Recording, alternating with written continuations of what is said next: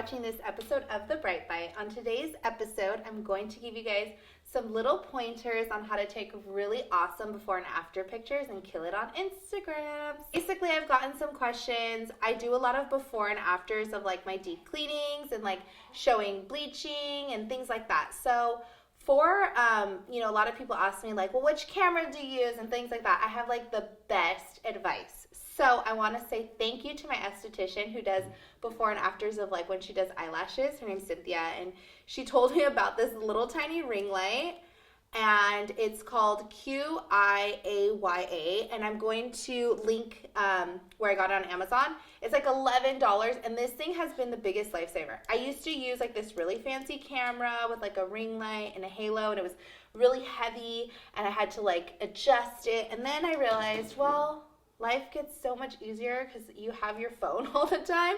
So I do literally my before and afters on my iPhone 10. I just literally clip this on here and I go put it on the brightest light and I just focus the photos, take it, and it's so much easier than lugging around a camera, especially like when you're trying to adjust this, it's just way easier. So 100% get this ring light. It's been such a game changer for me.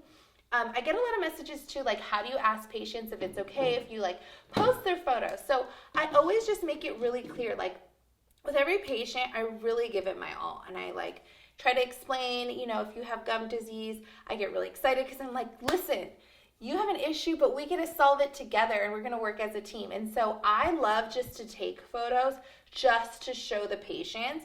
And so I said, I let them know we're going to take some photos. I want to just see the progress, and I like to show patients. And then depending on how they are, if they're like super eager and super motivated and their gums look amazing, I like show them the first picture and like, look how far you've come. And sometimes I'll do it like every 3 months when they come in, and then I'll ask them like, is it okay if I post your before and after photo on social media? And most of the time, I would say 100% of the time, I think I've had like one patient say like, no.